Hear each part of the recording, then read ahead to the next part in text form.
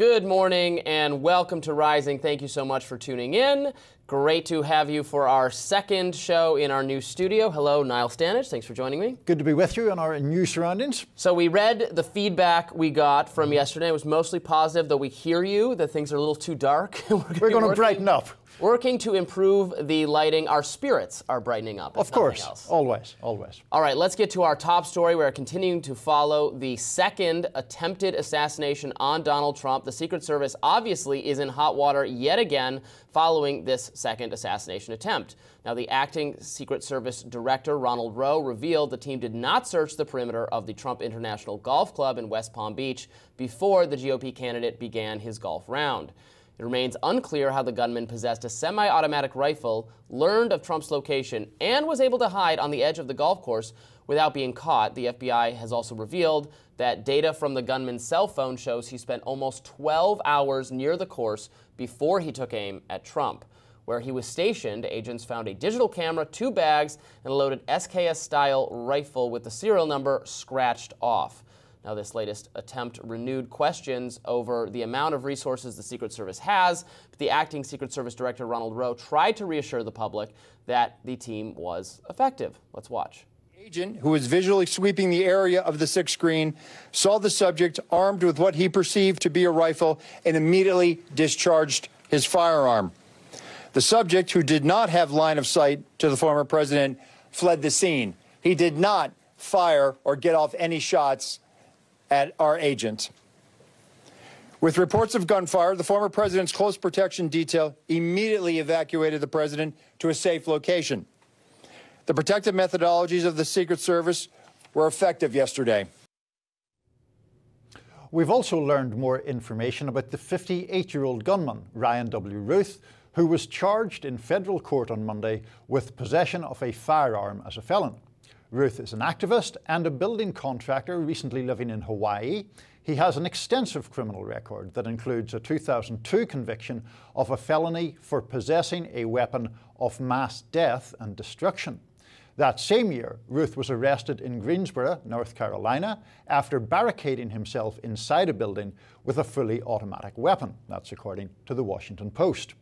Routh's other criminal charges include possession of a stolen motor vehicle, stolen goods, and several driving violations. Routh has also spent time recently traveling to Ukraine and to Taiwan and tried to contact both governments for the purpose of defending each country from invasions. That's according to Unheard. Routh was quoted by both the New York Times and Semaphore in 2023 for stories of theirs related to Ukraine and Afghanistan. The alleged gunman also self-published a book last year that seemed to tell Iran that it was, quote, free to assassinate Trump. Reacting on X, whistleblower Edward Snowden said, "We know little so far, but with alleged Trump shooters' personal and public participation in military activity in Ukraine, it's hard to imagine this White House's agencies can claim zero contact, clean hands." I'm not saying this guy was some pro on somebody's payroll, obviously. In my opinion, the guy just looks deranged. But that doesn't mean the government didn't have a hand in encouraging his past militancy, as we once did with bin Laden. We had a word for it at the CIA, blowback. Now, the Secret Service is now undertaking its second internal review within 2 months. Yes, a much-needed internal review because maybe the security failures were not quite as shocking as they were in the first case. It's still something that he was able to hide on the perimeter of the golf course for 12 hours without being noticed. Obviously, we played some video of the local sheriff yesterday saying that, you know, if you're hiding in the bushes, you're hiding in the bushes. There's no way anybody's going to see you. We did receive confirmation that he was not able to take any shots. All of the shots were from Secret Service firing on his location and then later apprehending him. Yeah, I mean, I think we acknowledged yesterday there are obviously challenges. A golf course, by its nature, it's open ground. There tends to be some sort of shrubbery or vegetation around a lot of golf courses. Yes, that does provide a hiding place for people with malevolent intent. But this is a golf course on which the former president and current Republican nominee frequently plays. It doesn't really require a genius, and didn't require a genius on this occasion to think that there would be some golf played by Trump. And the fact which you mentioned that he was there for 12 hours, that to me is one of the most shocking elements of this. This isn't someone pitching up with a gun in their truck and trying to take a quick shot opportunistically. This is someone literally lying in wait for a very politically significant figure. So let's get a little bit more into his past. You know, the other Trump would-be assassin from Butler, Pennsylvania, seems to be more of just a deranged individual who was, you know, who had also Googled, where's Joe Biden going to be speaking, you know, looking for attention, crazy, whatever. This guy, Routh, has a, you know, still crazy, obviously, to try to assassinate someone, but has, I would say, a clearer political orientation and motivation, is a former Republican and former Trump supporter who has become very anti-Trump and very pro-Ukraine and Taiwan, extremely fanatically, I would say, anti-Vladimir Putin. Traveled to Ukraine, was quoted in mainstream media by New York Times and Semaphore about efforts to recruit U.S.-trained Afghani fighters to help in Ukraine. So he was someone taken a little bit credibly by the mainstream media, and then obviously wrote his book about how Trump had betrayed the Ukrainian cause and saying that it would be fine if Iran would assassinate Trump. He said it would be fine if Iran would also assassinate him for falling for Trump's lies and supporting Trump in whatever, in 2016. So, you know, this is a person who it seems to have been at least on the periphery, or was known to, there was an awareness of this individual by our national security state. Yeah, I mean, I think there's two parts to this. The tone and tenor of his remarks about Ukraine are not those of a balanced individual, right? There are various proposals that he made on social media which are pretty much pie-in-the-sky stuff. And his propensity to talk about Ukraine in such a, I think you used the word, fanatical way, obviously indicates a mind that isn't fully healthy. And, you know, that's, you know, minds that aren't fully healthy can ultimately get involved in violence or plans for violence. But it is certainly true that he fastened on to the cause of Ukraine to a much greater extent than the Taiwan thing, and to a much greater extent, apparently, than any real American domestic political concern. He had moved, I believe, from a sort of broadly pro-Trump position, kind of politically flirted with people like Tulsi Gabbard, and was more latterly pro-Biden, pro-Harris. But it doesn't appear to have been, for example, an attempt to assassinate a Republican so a Democrat could win. It seems to be this notion of betrayal on the Ukraine cause. Yeah, I mean, I'm curious if, you know, cosplaying as a kind of vigilante on behalf of the Ukrainian cause, or pseudo-vigilante, you know, a volunteer army, militia maybe might be the right term, whether being in that mindset, again, something that was treated positively, or semi-positively by the mainstream media, does that radicalize someone into kind of crazy actions? Well, and also does that... Which is what Edward Snowden is kind of wondering. Right, and also does the attention itself at the earlier phase, you know, about Ukraine, and this guy was going to raise a private army, seemed to be the implication, to fight on behalf of Ukraine. Does the attention he got for that in some way fuel a craving for more attention? I do think that's a valid point. Yeah, that's definitely something we're going to want to look into. I want to know how extensive, if any, contact between Routh and national security advisors, experts on Ukraine were they taking him seriously? Was he supported? Was he financially supported? How did he just get on a plane and go visit Ukraine? Obviously, you can do that. Maybe he did it. I mean, he doesn't seem to be someone of, I could be totally wrong, but of extensive finance. You know, he's a home builder in Hawaii. Is he? Where did he get the resources to do all of this? There's a lot of questions to be asked. There are, and I do echo your thought about how seriously he was taken. I wonder, though, if he was genuinely taken seriously. There was a New York Times journalist who mentioned they spoke to him on the phone for about 10 minutes, and the implication was they realized it was kind of eccentric guy and ignored him from there. Well, we will be continuing to follow any updates on the second attempted assassination of Donald Trump. We've got My Radar coming up next. Stick around, more Rising right after this.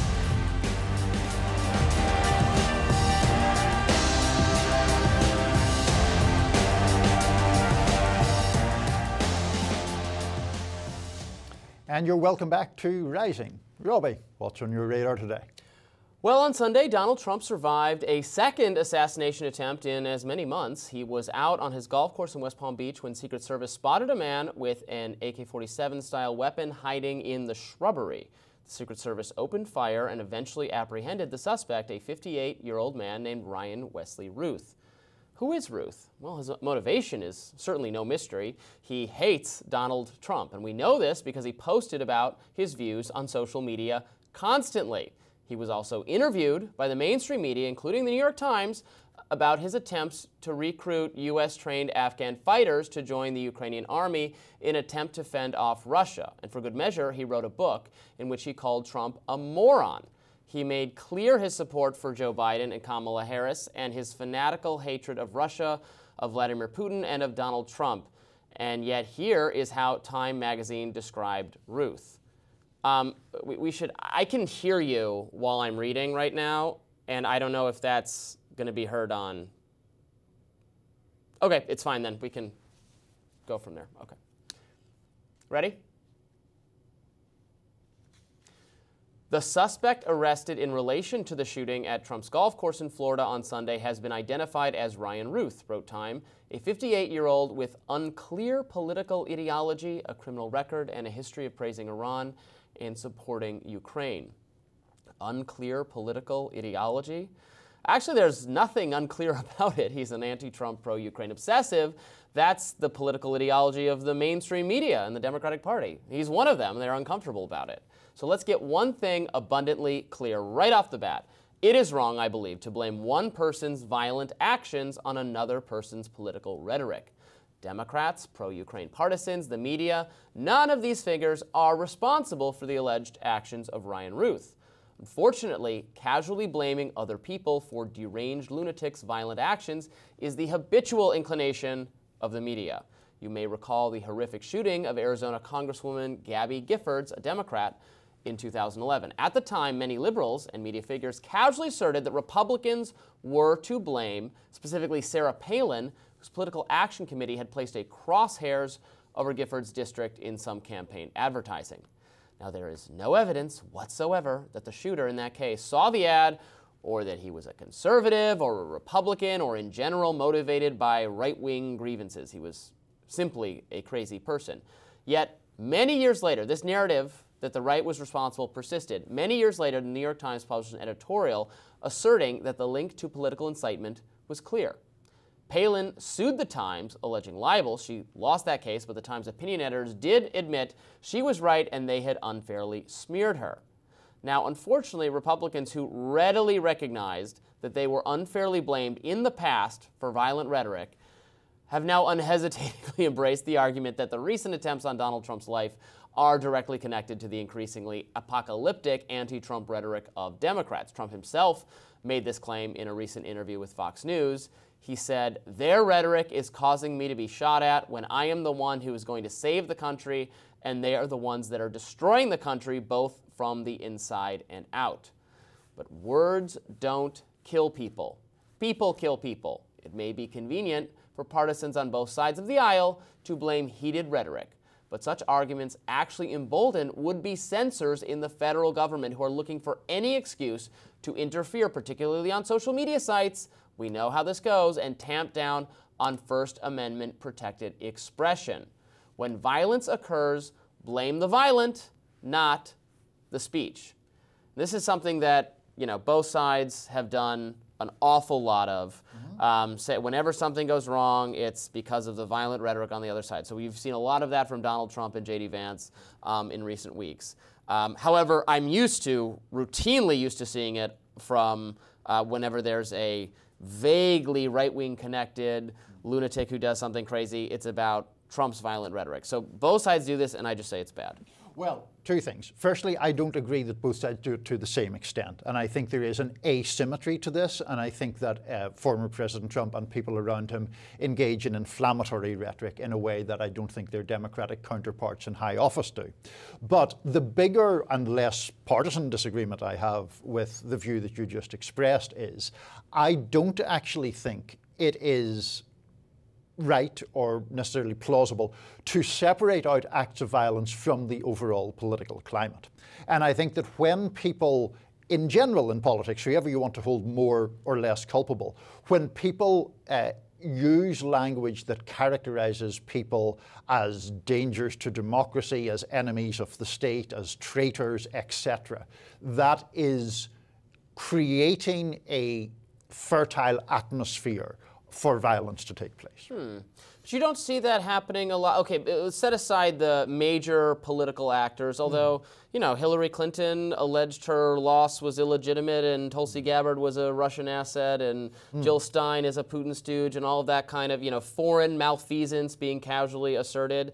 I would also say that Democratic or liberal, progressive, influential people on social media sites have alleged that we have a Manchurian candidate sort of thing and that it's all puppet mastered by illegitimate foreign influences. Now, I think that's all rhetoric and that's fine because I'm a free speech absolutist. And well, not that you're calling for it to be criminalized or anything of that nature, but I think that's okay. I think there's a long history of it. You know, if we go back to, you know, the founding of the country, right, there's always been real harsh rhetoric. There used to be duels. Somebody beat someone half to death on the steps of Congress once. Right. This has been, we have had intense disagreement. Some of the editorial cartoons, you know, go back to the 1800s, is really, really harsh stuff. So I'm always very skeptical of the idea that, well, now it's out of control and now it's inspiring violence. Well, I mean, I think that there is an issue that in the United States, there have always been these extremely rambunctious arguments and people have massively different points of view and different worldviews, and they go at each other seeking to, you know, advocate for their position, which is completely fine. But then when you have, I mean, I just think there is too much unhinged rhetoric from elected officials. And that then creates, I think, an encouragement or a sort of implicit stamp of approval for people who are private citizens to go off the beam and to engage in either extreme rhetoric or extreme actions. And that just is not helpful to the country. I'm not suggesting criminalizing it. I'm not saying that people should be locked up for saying it. But I do think there is some measure of responsibility on people in elected office not to engage in just extremist or otherwise dumb rhetoric. Yeah, I would certainly like to hear rhetoric from our elected officials more befitting their positions. But I think that if the rhetoric and actual political violence were more closely correlated, we would actually have a lot more political violence because we do have a lot of violence in this country. We do have a problem with violence, but the overwhelming majority of it is actually not connected to any sort of political ideology or, you know, or even again, the first Trump assassin, like, it's actually probably not political, right? It's just some crazy person. You know, people kill their neighbors and their coworkers and their spouses for non-political reasons. That's most of the violence in our country is just is anger, or maybe it's mental illness, or maybe it's what, you know, we debate whatever factors go into the air conditioning not working, you know, lead paint, those kinds of explanations. There is something wrong in our country, don't get me wrong. But I don't know if the rhetoric is really an important cause or maybe just a symptom. Well, I just think on the point about political versus non-political violence, it's certainly the case that the vast majority of violence in this country is non-ideological. I mean, that's 100% clear. But the issue is, like, we have had 2 assassination attempts on a former president within 9 weeks now. That, I mean, I don't see how you can look at that, and I'm not saying you are, but you can't look at that and say, oh, that's all healthy and fine and a perfectly absolutely not. It's obviously not. Absolutely not. And I disagree, to be clear, I disagree with Republicans, with Trump and Vance, who are saying that's the fault of Democrats for, you know, raising the stakes of this, saying, you know, we're not going to have a democracy anymore if Trump wins.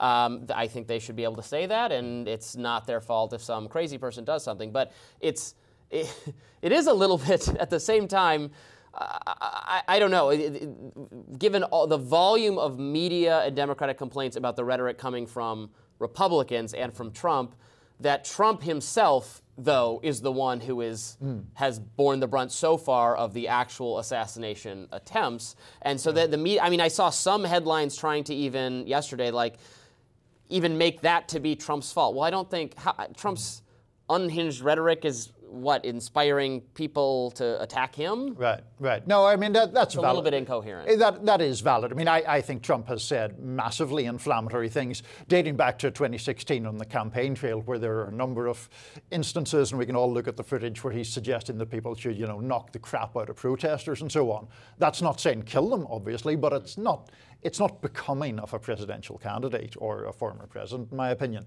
But I do think two things, to be fair to the argument you're making. Blaming him for getting shot is a little much. And the Sarah Palin instance, which you reminded it of during the radar, that's certainly a valid episode to be reminded of, and not one that the mainstream media covered itself in glory in. All right, we will be back with more Rising right after this. Please stay with us. Robert F. Kennedy Jr. has confirmed he is under investigation over whale specimen collection and is blaming it all on the weaponization of the government. Here's the former presidential candidate speaking during a Trump campaign event in Arizona. Let's watch. This week, I received, right after I endorsed President Trump, I received a letter from the National Marine Fisheries Institute saying that they were investigating me for collecting a whale specimen 20 years ago. It's 15 years past the statute of limitation, but they're opening an investigation. And this is all about the weaponization of our government against political opponents of the party in power. And it's dangerous for our democracy, as my father understood. And every American, whether you're Democrat or Republican, should be offended by it. Now, for context here, back in 2012, Kennedy's daughter told a magazine that her dad had cut the head off a whale that had washed up on the shore at Hyannisport, Massachusetts. That interview gained new traction again after RFK Jr. ended his campaign and endorsed former President Trump. An environmental advocacy group last month called for Kennedy to be investigated over the incident. That was the Center for Biological Diversity Action Fund, and they said in a letter to NOAA that it is, quote, illegal to possess any part of an animal, dead or alive, end quote, and that NOAA should open an investigation. Of course, this adds to the growing list of peculiar stories about RFK Jr., including reports that he ate a dog, had a brainworm, and of course, who can forget the bear carcass left in Central Park. It's a lot of animal-related stories. I guess the guy loves animals. Like a gothic Dr. Dolittle or something. I don't know what's going on there. Yeah, so, okay, look, I don't know that this episode needs to be re-investigated or re-litigated by the marine authorities. This was a long time ago, and with the bear in Central Park was at least a significant mystery or a headache for the police. Sure. It was not something he should have done, and I see why they were still looking into it, because it was a mystery for how it got into Central Park. That he said he didn't kill the whale. He found, it's just ridiculous things I'm saying, but found the whale, took the head. I guess I don't know that it's certainly not a serious enough crime to merit looking into. So I looked it up though, and the daughter, we didn't even get into all the details of how she described the head being bungee corded to the family's car. I'm reading from NBC now. And she said every time we accelerated on the highway, whale juice would pour into the windows of the car, and it was the rankest thing on the planet. We all had plastic bags over our heads with mouth holes cut out, and people on the highway were giving us the finger. But that was just normal, day-to-day stuff for us. What a mental image to have in all our minds. I mean, it is gross. I think the reason that environmental group wants it sort of put forward is that it really just underlines the whole RFK Jr. is a weirdo thing. That's what they're trying to create, right? If you run afoul of the deep state, they will go digging up dead whales. All the dead whales in your closet, all the dead bears, let he among us cast the first stone who has not defiled the corpse of an animal. One of the things that I'm curious about and didn't have time to research is what the penalty might be for decapitating a dead whale and strapping it to the roof and going about your business. Because the penalty is going to be he has to remain on the ballot in those states. Maybe to dissuade people from voting, or to help out Kamala. That's what the deep state animal lovers are doing here. Now, look, this is, it's funny. I mean, what else do you say? What else can we say? I mean, it's a long time ago, but it is a story that was passed over, I guess, at the time because he wasn't a candidate when his daughter made those comments in an interview. I believe it was Town and Country magazine some years ago. Obviously, when he did become a candidate, there is opposition research done on anyone, particularly third-party candidates. There has been a pretty concerted Democratic push to marginalise RFK Jr. I would argue he's done plenty to marginalise himself, but this is one of the reasons, I think, why this story about the whale, many years old, is getting re-ventilated at this point. Yes, so RFK Jr. has attempted to get out of the presidential race. He's remaining on the ballot in some states, but he's trying to get his name off swing states. Right. He's endorsed Donald Trump. He's concerned, and he's called on his supporters to vote for Donald Trump instead of him in the event that he is still on those ballots. Feel like the Democratic consensus on RFK Jr. has totally switched because they were fighting to keep him off the ballot in a variety of places. They had an entire, in-house political action type thing.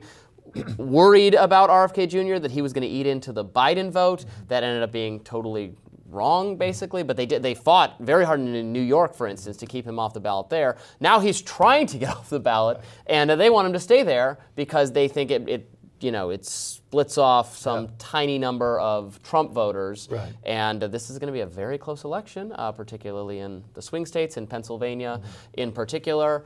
So now he's hitting the campaign trail. Him and Tulsi Gabbard, two former Democrats, have endorsed Trump, out there talking about how the Democratic Party has changed and it's no longer welcoming to their sorts of views, and Donald Trump is who they support.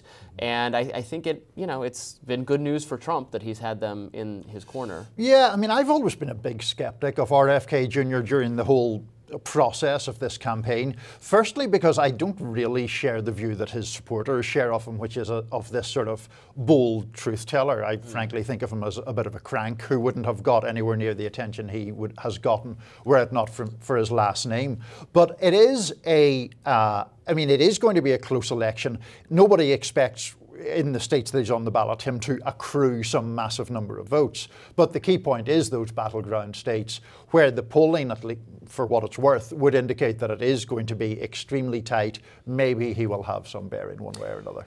Look, I certainly don't agree with all of his political stances, and I never have. He was a Democrat until very recently. He has a long history of advocacy on environmental and energy and labor issues that I disagree with as a libertarian.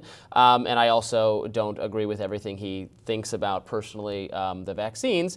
However, I think his message has resonated with a lot of COVID-frustrated Americans who felt that the elite medical government establishment consensus in this country was not respecting their liberties and went astray in many different ways. And he was a victim of a massive, I would argue, censorship pressure campaign on the behalf of the federal government to get him purged from social media. I think sometimes he's been taken out of context and misconstrued by the mainstream media to have said things that are not nearly as inflammatory or wrong as they portrayed them as. But that said, he's a former Democrat, so his policies are, broadly speaking, not mine, but I'm glad that he has called attention to particularly to the censorship, to the efforts by the federal government to control what you are allowed to say about COVID. Because even if what you're saying is wrong, I don't think it should be purged from. So it's certainly not at the government's behest. If the social media companies want to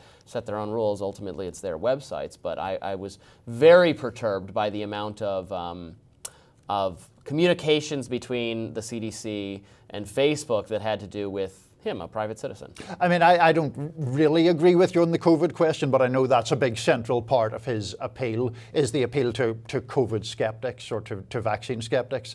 There is a conversation to be had about issues that the government overreached on there, but I think that he is far too prone to reckless claims or to claims that are unsupported by evidence. Does that mean he should be purged? Not really, but I don't consider him personally a particularly credible figure. That's a whale of a tale. We'll have more Rising right after this. Hillary Clinton has been making the rounds on media to promote her latest book, Something Lost, Something Gained, Reflections on Life, Love and Liberty. On Sunday, CBS News aired an interview with the former Secretary of State, where she admitted she is still reeling from her 2016 loss to Donald Trump. Take a look. In her book, Clinton, who had long hoped to be the first woman to become the U.S. president, says her loss in 2016 has been hard to shake, even 8 years later. Since 2016, people have asked me, will you ever be able to move on? Move on? I wish. This man has escaped accountability his entire life. The case, which was mistakenly called a hush money case, was an election interference case. Why did he do what he did? He did it to try to keep the information from the American public so that they wouldn't turn away from him and vote for me. So it's a pretty clear case of election interference. Rotten and creepy. That's how Hillary Clinton described Elon Musk's recent post on X, directed at megastar Taylor Swift. In case you missed it, the tech billionaire had posted, quote, "Fine, Taylor, you win. I will give you a child and guard your cats with my life." Speaking on the Kara Swisher podcast, Clinton had some strong words for that. Let's listen. Well, he had his alter ego, Elon Musk, say something really rotten and creepy about her. Please comment on that. It was what Elon said. It was he essentially would have a baby with her, or forcibly have a baby with her, and then impregnate her, which is kind of another way of saying rape, I think. X users pounced on the irony, pointing out Clinton stayed with then-President Bill Clinton after the now well-known Monica Lewinsky fiasco. Clinton appeared on MSNBC's Rachel Maddow program, where she also talked about former foe Donald Trump. Independent journalist Aaron Mate took to X, posting, quote, "Hillary Clinton calls for criminal charges and civil penalties against Americans engaged in spreading propaganda."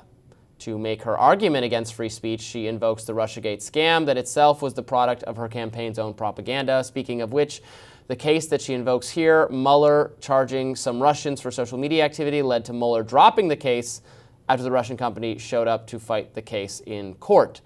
So does the former reigning queen of Democratic politics add to the conversation? So in this clip, she suggested jailing Americans for misinformation, that there needs to be deterrence. That's the outrage that many on social media were responding to. You know, the thing about Hillary Clinton is she has a way of outraging people of almost any kind of political stripe or across the whole political spectrum. Aaron Mate, who you mentioned, is not to be mistaken for a conservative, I think. He's a fairly progressive figure. Yes, certainly. And he is outraged about the Russian stuff. Many conservatives will be outraged about that. I notice in her book she has a go at the pro-Palestinian student protesters, claiming that they need to be better educated, basically. Hillary Clinton has a capacity to be kind of patronising and sanctimonious, and that tends to irk people, whatever their political views are, unless their political views exactly replicate hers. And that describes very few people. I mean, not literally very few people. Right. Obviously, millions voted for her, but she underperformed as a Democratic candidate. She forgot to campaign in the key states. This is someone who just desperately wanted to be president. That's her ideology. And yes, was firmly committed to, I would argue, an interventionist or neoconservative foreign policy that is not what many on the left want from a Democratic candidate. Is not the way the right has gone.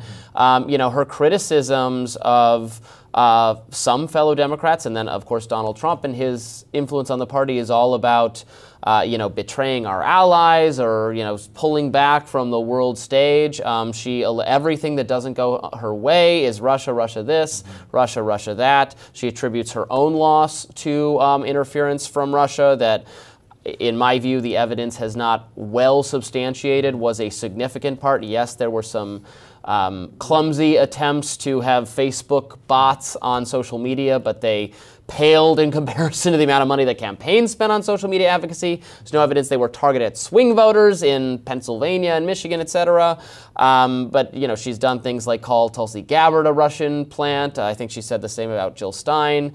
She's just someone who doesn't take responsibility for the fact that she did not present an appealing platform to win the voters she needed. And to that point, I think what some people on the left broadly take exception to is yes, partly the policy, the what they would perceive as warmongering and all of that. It's also the fact that Hillary Clinton pops up quite regularly to lecture people on campaigning or in elections. And it's not just about 2016 when one looks at her record, which is really in electoral politics or in accomplishing things pretty bad. I mean, first of all, as First Lady, she spearheaded a search for expanded healthcare that foundered and went nowhere.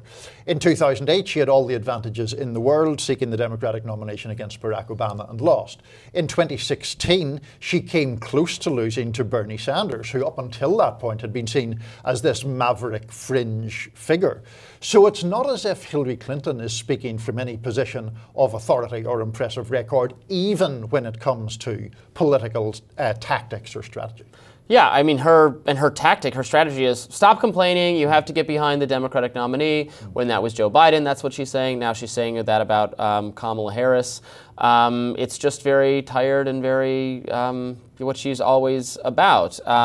This whole idea of criminalizing, her and other Democrats talk increasingly apocalyptically about the spread of misinformation. It's like if they could just control what you are allowed to consume and see, then they would win forever, which is a very limiting kind of idea, or betrays, I think, a lack of faith in one's own agenda or one's own ability to be persuasive. But maybe she actually never has been a particularly persuasive individual. Well, that's the thing. I mean, it would never, the misinformation issue.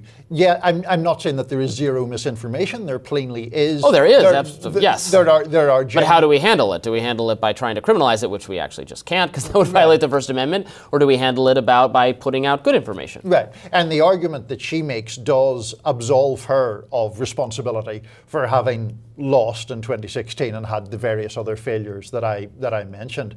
It will be interesting to see just to what extent she campaigns actively for Kamala Harris, to what extent Harris wants her to campaign for her. Given Hillary Clinton had the famous blue wall demolished against her by Donald Trump, if I were Kamala Harris's campaign manager, I wouldn't be seeking many Hillary Clinton appearances in Pittsburgh or Philadelphia or Detroit, but we shall see. It was one of the worst run campaigns of all time by her campaign manager, a person named Robby, which that offends me as a fellow Robby. Like, didn't visit the swing states, right. Picked a VP who added absolutely nothing.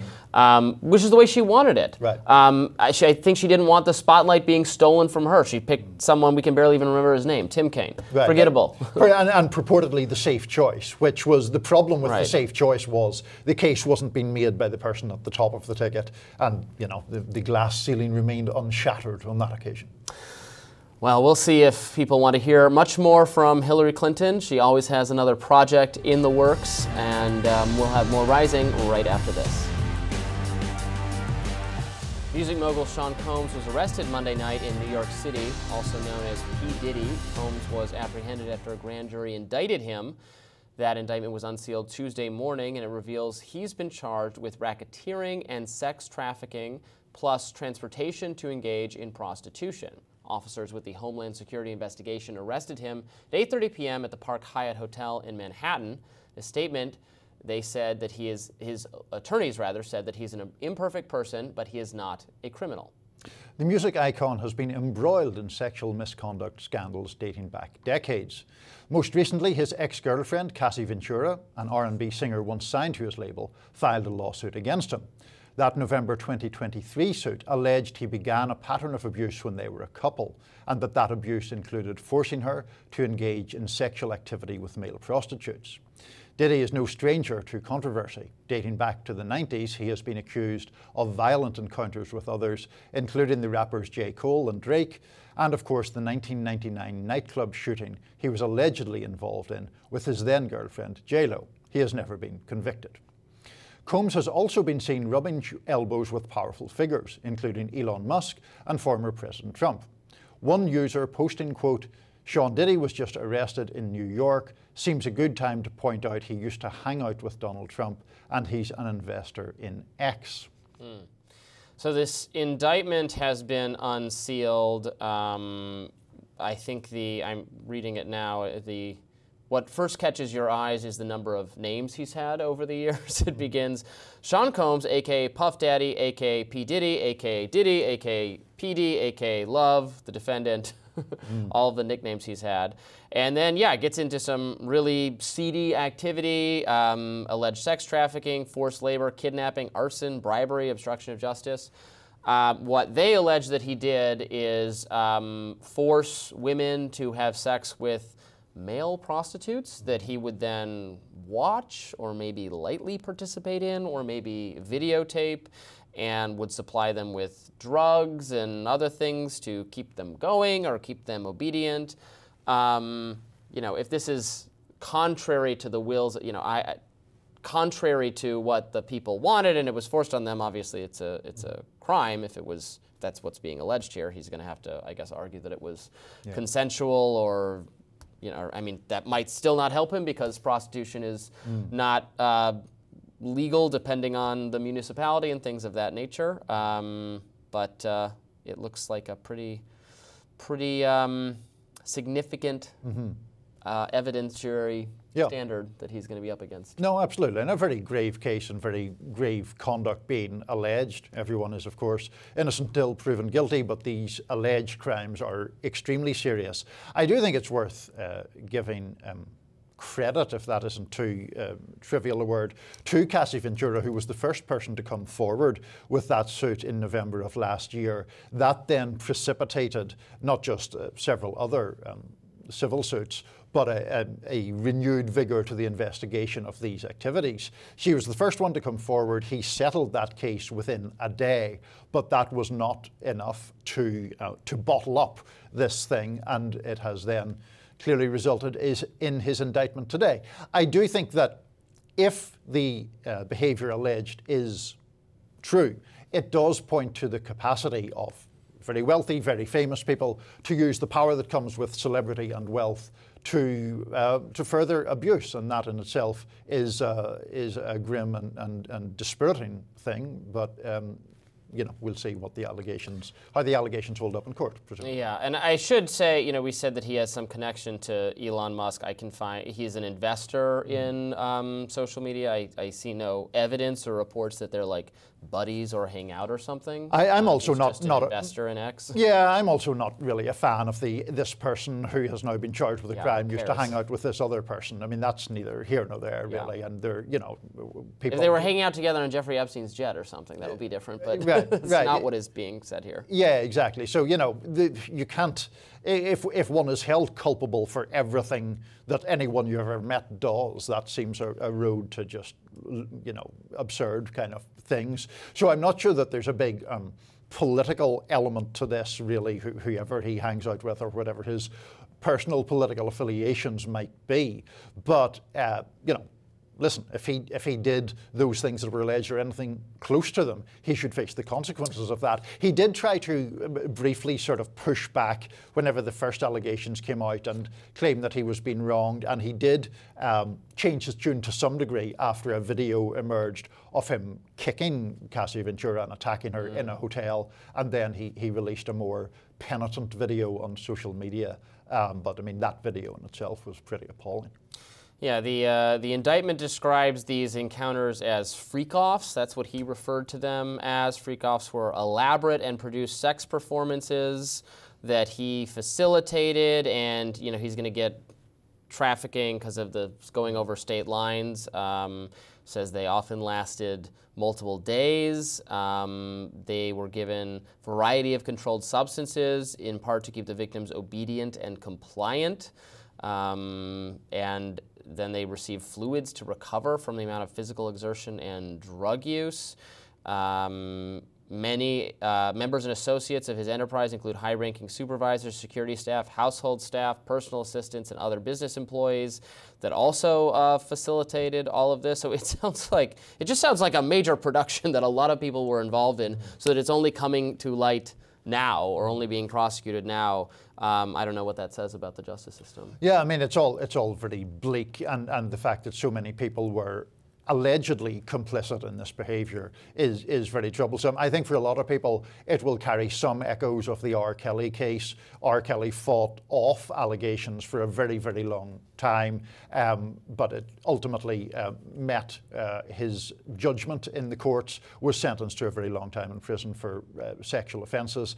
And in that case, you saw things that are broadly similar to what is alleged in the indictment that you were reading there. A lot of people involved in utilising fame and frankly preying on young women who were vulnerable to the allure of that, in order to engage in terrible crimes in R. Kelly's case, and terrible alleged crimes in Diddy's case.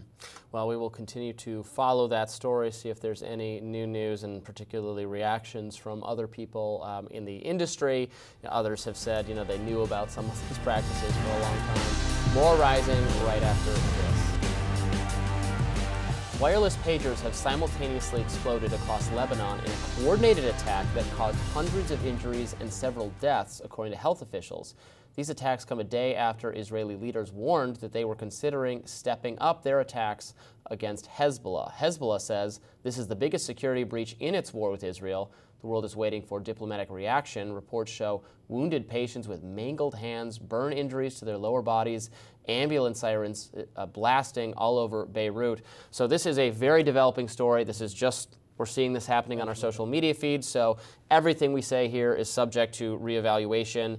The casualty estimates are currently all over the place, with just anywhere from just a few confirmed deaths to a massive number of deaths. But what seems to have happened is hundreds or thousands of these pagers used by alleged Hezbollah fighters all simultaneously exploded. There's video imagery all over social media. Again, I don't even know if we're able to play it. You might be seeing some of it right now when this video goes live. I don't know. If not, you can find it on X of people, in the grocery store or on the street, and their pagers explode. And if their pagers are in their pockets, there's going to be a lot of damage to their lower bodies. It's possible that bystanders certainly have been or could be injured as a result of this. Imagine if you're driving your car with your pager in your pockets and you're going to crash the car. So this is incredible. There's going to be, I would predict we're going to be hearing about a lot more casualties and damage, including to innocent bystanders. So then the question becomes, what are the and still how it was done seems unclear to me, because I don't know, but I assume you can't just make my cell phone blow up. It would have to have some kind of incendiary powder or device in it. So was the supplier of these devices to Hezbollah? It was already known that it was like that, which would take pre-planning on Israel's part, assuming it's Israel. What are your thoughts? My thoughts are, firstly, it's obviously very dramatic news. It's very disturbing news in a whole lot of ways. It seems, from the reports that we have right now, almost inconceivable that all the casualties are combatants. I mean, it just, the numbers that we're seeing, yes, subject to change, subject to revision, but it seems to me highly unlikely that everyone hit here is a Hezbollah member. I think in terms of what we do know, we know there have been escalating tensions between Lebanon and Israel as the war in Gaza approaches its year-long mark.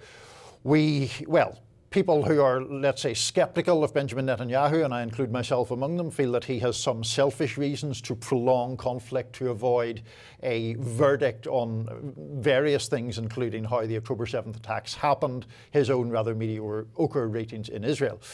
The Biden administration's effort, rightly or wrongly, has been to try to prevent a wider war from erupting. This obviously calls that into question. Certainly, and while I, absolutely agree with Israel's right to kill terrorist organizations or members of terrorist organizations, there are going to be innocent casualties in pursuit of that. This is again, we're just learning about the details. The number of innocent people who are going to be harmed as a result of this seems to me that it's going to be a significant, a large number.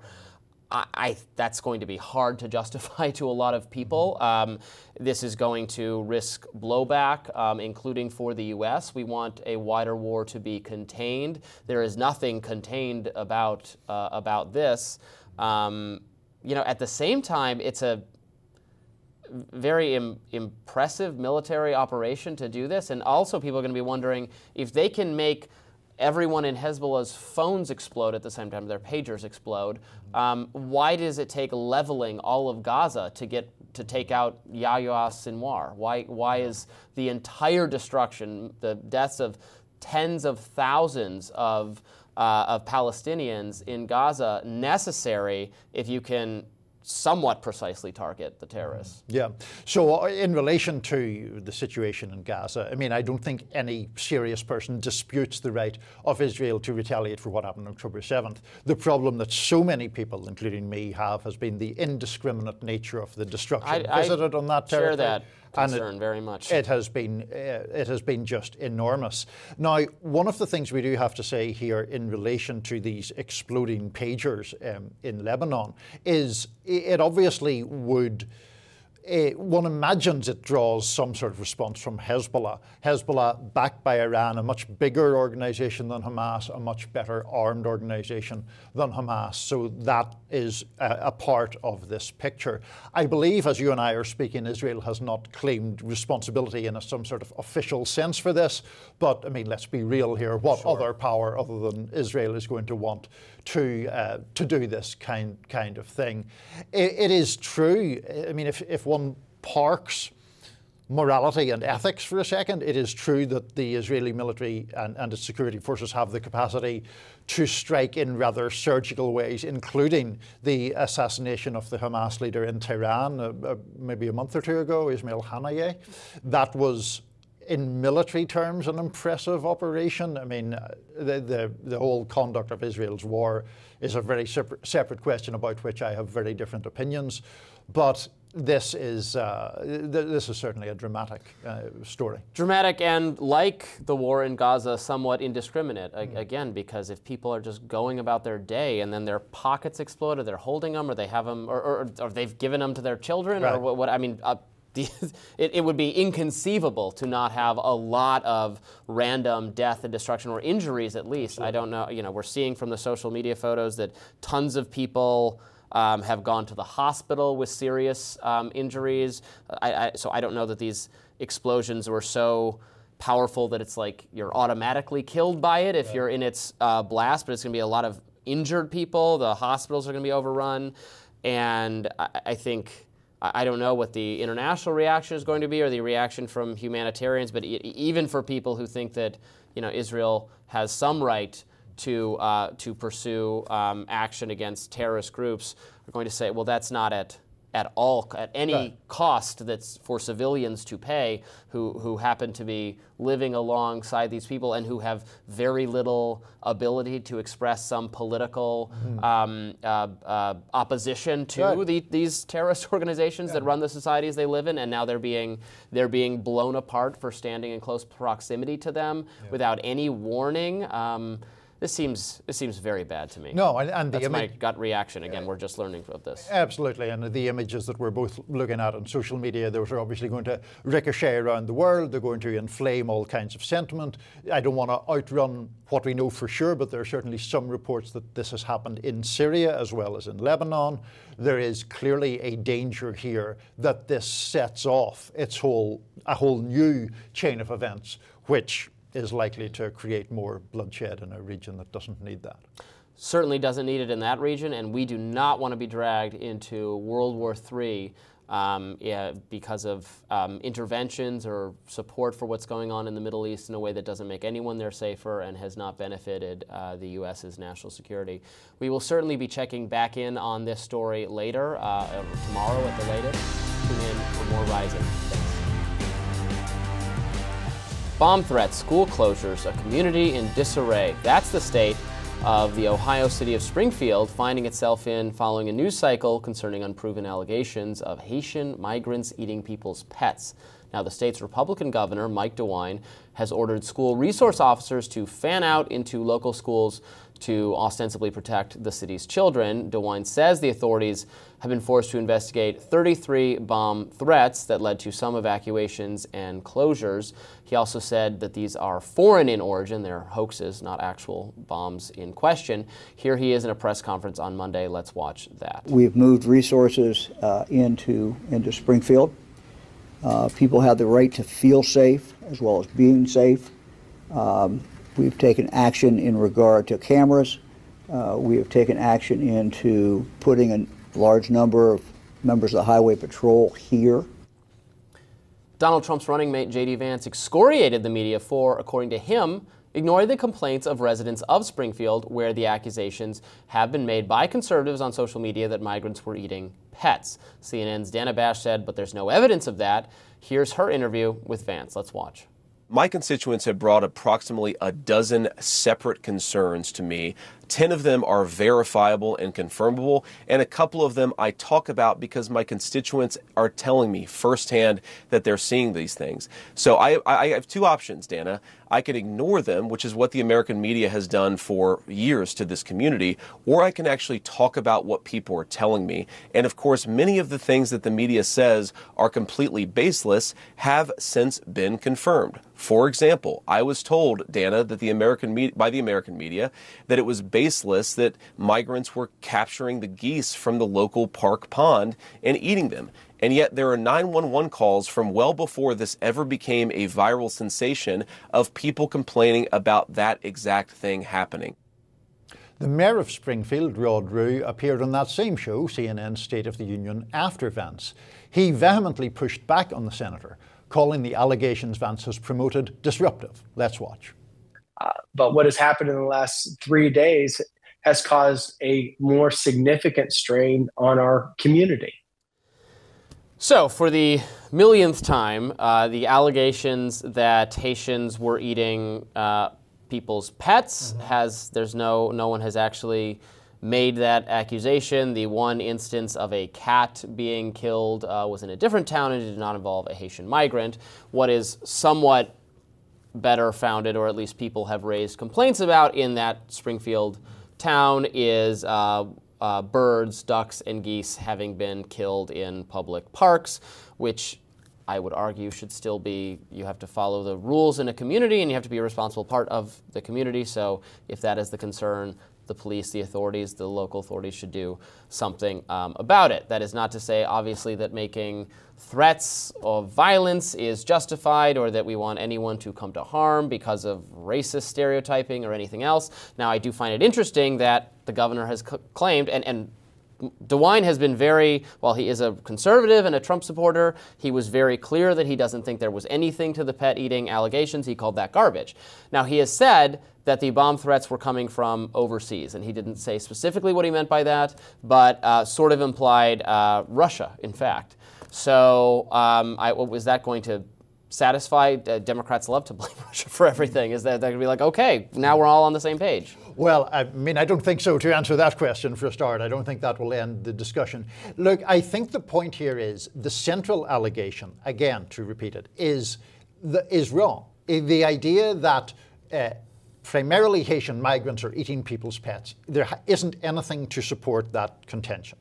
Now, there may be issues about geese or ducks or whatever. Those rumours, I mean, listen, we're in unanimity that people should not attack geese or ducks or whatever it may be. Issues of people attacking wildfowl would never have reached the kind of national magnitude that they have done. The reason they have reached that national magnitude is because J.D. Vance and then later former President Trump, in a debate with Kamala Harris, said they're eating the dogs, they're eating the cats. That became a whole thing, understandably. Now, on the bomb threats issue, I mean, I don't know what DeWine is basing that on, but he must be basing it on something, I assume, and perhaps those do come from overseas. I think that the problem is, or the point is, the general capacity of racial stereotyping to inflame passions or hatreds or enmities is pretty clear. And that rumour did that. I can't speak to who made the bomb threat, but that there have been schools closed, the City Hall was evacuated or closed on one occasion. None of that is good, especially when it is founded upon a smear. Well, sure, but conservatives are going to say, you know, you're accusing us of that our rhetoric is responsible for this when these are coming in from, you know, foreign people who want to, again, this is a common Democratic talking point, want to sow discord in our society, be it China, Russia, whoever. But Robby, it sows discord to make false allegations about people eating the cats. Yeah, they should. Right? They should not do that. Donald Trump was incorrect when he said that. Okay. And there are no one has actually claimed that a pet has been eaten. Right. What has been claimed, yes, is the birds in the Right. park, which is different. Right. So, I mean, I just think, yes, it is admittedly the case that when these bizarre controversies emerge, people outside the country or inside the country who want to benefit from discord can use it to increase that discord. That doesn't change the basic problem here, which was the false allegation. Maybe we can set these entities that are obsessed with finding out which animals RFK Jr. has taken apart or transported across state lines. I mean, the whales, maybe we'll put those people on monitoring what has become, if anything, of any animals in this town, and we can match everyone's interests with each other, and I think that's the way to handle it. Send the RFK Jr. internet sleuths to Springfield, and we'll figure it all out. Yeah, that sounds good to me. Absolutely. All right, well, I'm sure this is not the last time we have discussed the pet eating controversy in Springfield, Ohio, but that does it for us today on Rising. Thanks so much for tuning in. Again, as I said earlier in the show, we're carefully scrutinizing your comments right now because we want to know how you think the new show, the new studio looks. We know we got to do some work on the lighting. We're hoping to have some guests later this week. Thanks for watching. Be sure to like, share, and subscribe so you never miss any content. And for those of you who like to listen while on the go, we're now available anywhere you can find podcasts. See you later.